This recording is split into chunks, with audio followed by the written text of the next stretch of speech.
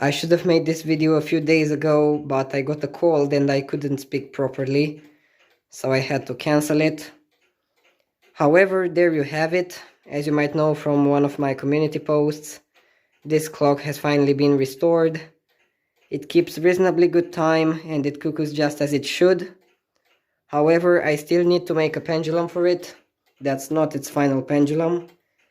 That's the pendulum from my Romanian cuckoo clock, and I use it on this clock so that when I'll make a pendulum of the same weight and size, I would know where the bob needs to be situated and I won't spend that much time regulating this clock. So yeah, now I'll let you know how it sounds like.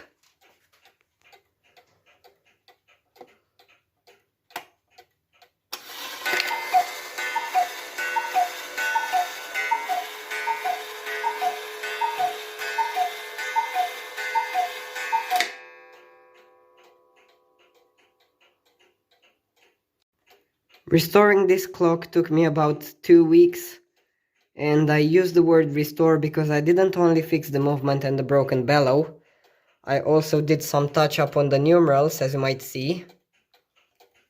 I didn't want to cover too much of the original paint, so I tried my best here. I also fixed the broken minute hand, and I cleaned the case. And I also discovered that the paint started to flake off in some of the places. That was like that before I started cleaning the case, so don't blame me for that. However, I think it came out pretty nicely. I hope it won't take too long until I'll find a suitable pediment for this clock, and if it takes too much time finding one, I might just remove those clips from the top of the case. Okay, this is the back of the Black Forest Cuckoo clock.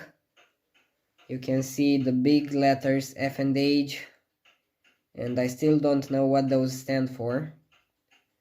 There's 47 in there and the 6 on top. I'm gonna remove this backboard. There's the gong. And there's the movement inside the clock. I don't know whether it counts as a lyre plate movement or not. You can see it has this sort of lyre shape on the back plate. Same on the front plate. So yeah, it might be one of these. It was probably made in the 1950s or 1940s or even 1960s. In the mid-century, that's for sure. And you can see this is the bellow that I fixed. That's a bellow top from the broken Mayak cuckoo clock.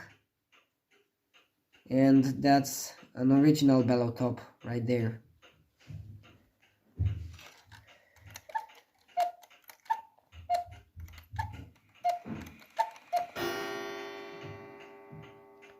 So yeah, it is quite nice.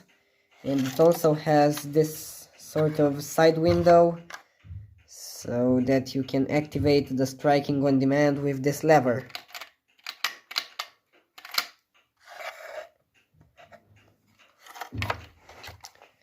Alright, so what you're gonna see next are some clips that I took while I was restoring this clock. Okay, so this is the old bellow from the Mayak cuckoo clock. You can see it's broken right there, and that's why it didn't make any whistling noises. And this is the bellow top from the broken bellow that was on my second German Black Forest cuckoo clock. And I've taken the bellow top from this one and I'm going to stick it on the bellow from the German cuckoo clock. Okay, so I've just stuck on the bellow top and I'm waiting till tomorrow to see if I did a good job.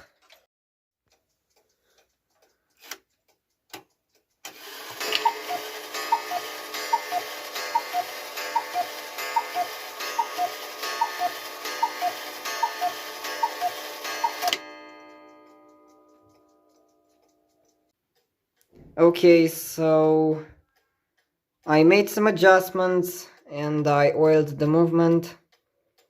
So now the clock should be running a little bit better than before.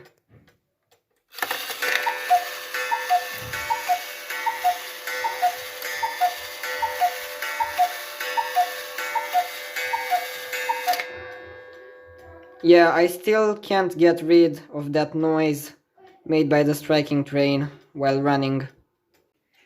So yeah, that's all for today. See you next time.